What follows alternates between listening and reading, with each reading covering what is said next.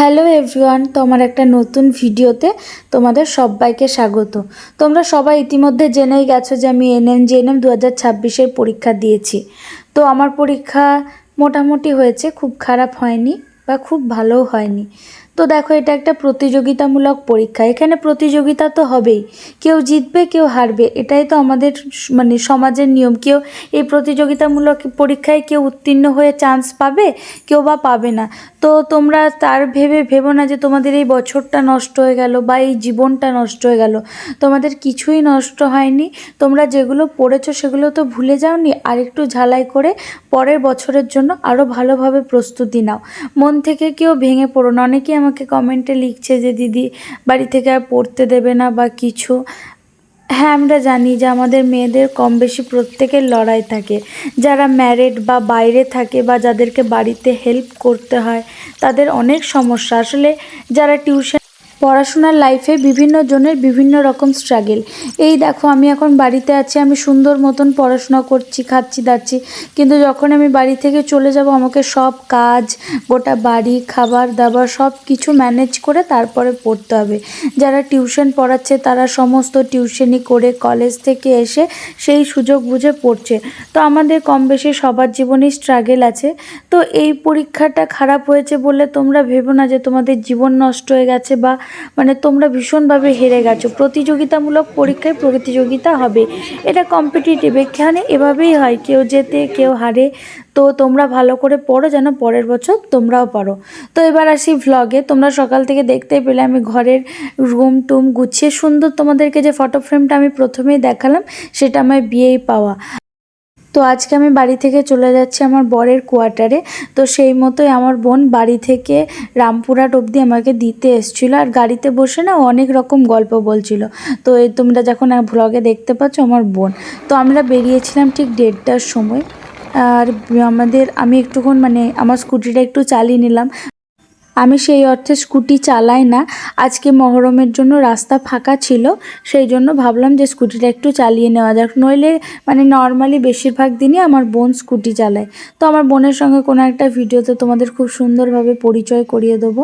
তো আমরা রামপুরহাট এসে দেখি আমাদের ব্যাগপত্র নিয়ে ঝামেলা লেগে গেছে, কোনটা কোথায় বলবো সেই নিয়ে আমি আর আমার বর যুদ্ধ করে মোটামুটি সব ঢুকিয়ে এটা ওখানে ম্যানেজ করে সেটা এখানে করে আমরা বেরিয়ে পড়েছিলাম। আমরা যখন বেরিয়েছিলাম তোমাদেরকে দেখালাম, 1:33 নাগাদ আমরা বেরিয়েছিলাম।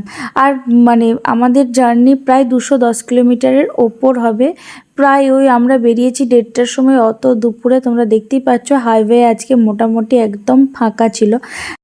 তো আমরা 4:48 নাগাদ বর্ধমানে ঢুকি, আর আমাদের রুমে ঢুকতে প্রায় 5:10 মতো হয়ে যায়। তো এখন 5:10 মতো বাজে, আর আমি বর্ধমানের রুমে চলে এসেছি। সেই এক চেনা রুম, একা একা আবার বাঁচো। তো আমি মাত্র চেঞ্জ করলাম, ফ্রেশ হলাম, কিন্তু শরীর ভীষণ টায়ার্ড। তো একটু বাদে থেকে ভিডিওটা কন্টিনিউ করছি। বাই। তো তোমরা যারা আমার বাড়ি যাওয়ার ভিডিও দেখেছো, তোমরা দেখেছিলে সেদিন আমি অনেকগুলো জামা কাপড় কেচে রেখেছিলাম। তো সেগুলো শুকিয়ে গিয়েছিল কিন্তু ভাঁজ করে রাখা হয়নি, আজকে সেগুলো সুন্দরভাবে ভাঁজ করে রাখলাম। আর বেডশিটটা পাল্টাইনি, কারণ এই ঘরটা আমাদের সেই রকমভাবে ব্যবহার হয় না, থাকে টুকটাক গেস্ট ছেলে বা মা বাবারা এলে থাকা হয়। তো ওই ঘরে তার জন্য বেডশিটটা মোটামুটি দেখলাম নোংরা হয়নি, ঝেড়ে একবার পেতে নিলাম, খোলা পড়েছিল অনেকবার। তারপর আমাদের বেডরুমে দেখলাম বেডশিটটা নোংরাও হয়েছে আর কি গুঁড়ি গুঁড়ি পড়েছিল। তো সেই সময় আমি ভাবলাম বেডশিটটা একেবারে পাল্টে নিই।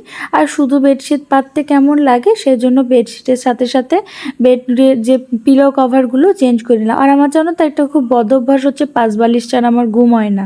তো আমি যেখানেই যাই আমার পাশ বালিশ লাগবেই লাগবে। তো তারপরে ফ্রিজটা পরিষ্কার করলাম, ফ্রিজটা যেহেতু বন্ধ ছিল, এই গরমে একটু কীরকম স্মেল করছিল। এইগুলো তো করতেই হয়, এসে অনেক টায়ার্ড লাগছিল, কিন্তু কি করব, একা হাতে আমার এখানে সব কিছু করতে হয়। তারপরে ফ্রিজে জলগুলো ভরে রাখলাম, এই গরমে আমাদের ঠান্ডা জল চাই।